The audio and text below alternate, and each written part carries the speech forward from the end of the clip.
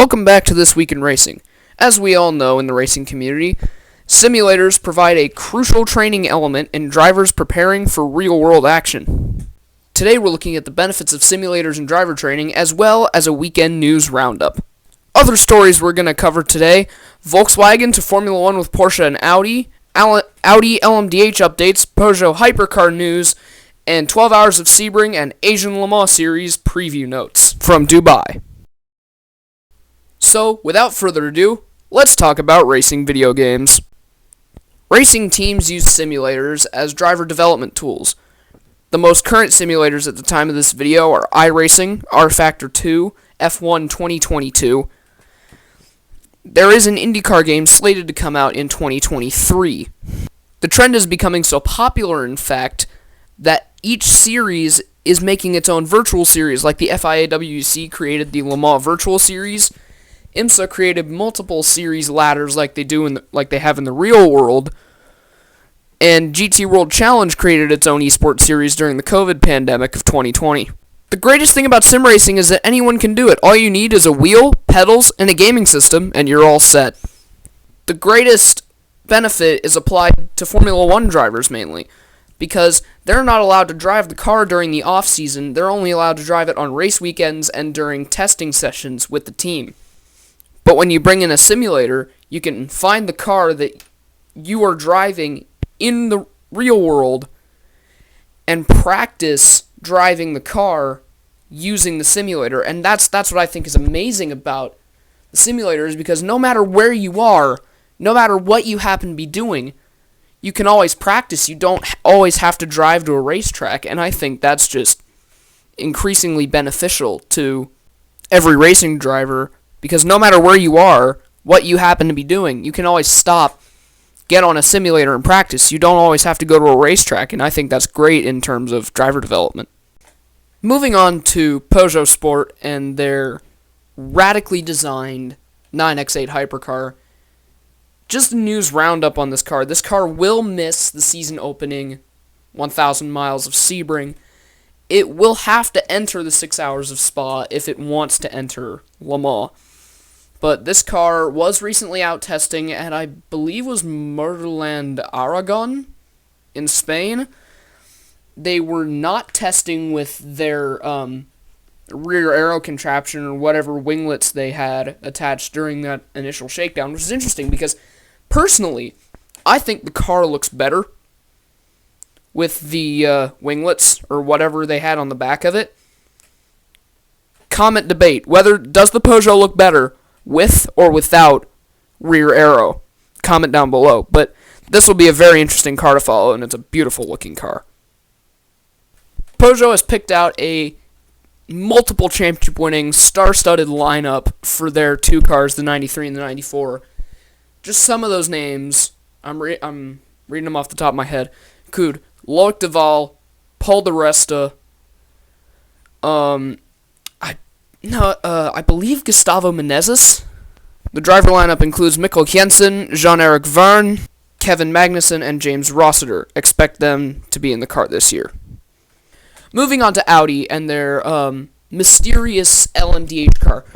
The brand came out a few months ago saying that they will not have a factory, whatever that means, IMSA program for 2023 onward, but they will have teaming up with probably safe bets, probably WRT to run in WEC and customers to run the car in IMSA.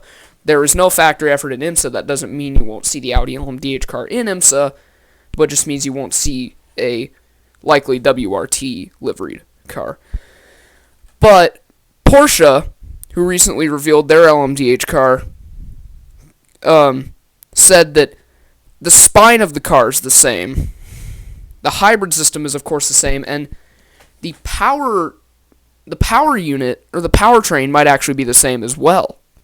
It will be interesting to see how close alike the Porsche and the Audi LMDH cars look when they're on the track in 2023. Moving on to an event that's going to take place even over a month from now, as of the time I'm recording this, the Super Sebring weekend, a two-race package, the World Endurance Championships, 1,000 miles of Sebring, and IMSA's 12 hours of Sebring. Let's start off with WEC news.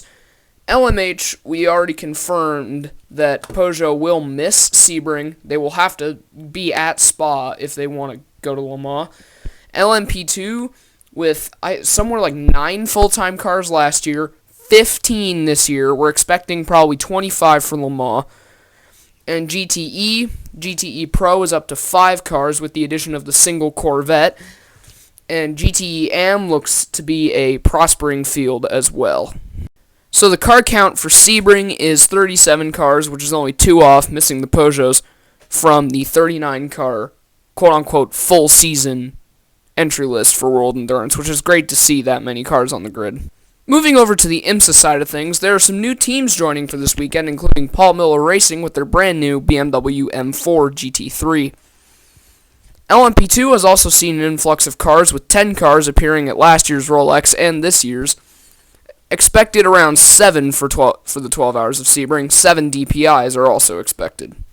In the bottom tier prototype class of LMP3, I'm expecting probably 9 cars. In GTD Pro, great announcement from Racer's Edge Motorsports and Wayne Taylor Racing that they're going to run an Acura. I love that car in GTD Pro. And GTD, my guess, probably around 18 cars, because there were some one-off entries for Daytona, but I think that GTD is probably going to be around 18 cars. Overall, my car count guess is probably around the 40 range, from anywhere from 37 to 43. Moving on to the second major series to get going for 2022, the Asian Le Mans Series, 4 races, all in the UAE, 2 at Dubai, 2 at Abu Dhabi. Main headlines, go class by class here. LMP2, only 4 cars showing up for the full season, but the big headline for LMP2 is that the only non-Orica 07 car entered anywhere in the world for this year is in Asian Le Mans Series, is the ARC Bratislava not Orica 07. I'm defeating the point of this. ARC Bratislava Ligier JSP 217 Gibson. What I love about that car, I love the Ligier in general, because it's a great design. You can see 2 of them in the background of this picture that I've put up. The Ligier, I love right-hand drive cars, so I've just kind of attached myself to the Ligier. It's a beautiful looking car, and I really want to see it do well. The only major headline in LMP3 for this season in Asian Le Mans Series is chassis diversity. The only Ginetta LMP3 entered anywhere this year by any team is competing here. Conrad Motorsports is also planning to run it in ELMS, but I don't think that's going to happen. But it's great to see LMP3 prospering as a class, because it's a cost-effective way of competing, and I love that. And all the cars are right-hand drive, so I'm always gravitated to that too. But otherwise, it's a great way to compete for a very, very low cost.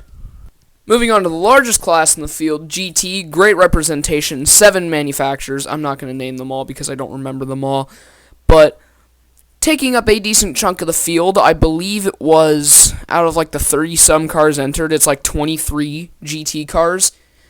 GT3, again, like LMP3 for prototypes, for GTs, GT3 is a very cost-effective formula, and we have seen it succeed where GTE failed in getting customers to run in these big races like at Daytona. And seeing that Le Mans and the ACO are going towards GT3 machinery in Asian Le Mans Series and eventually in Le Mans is great.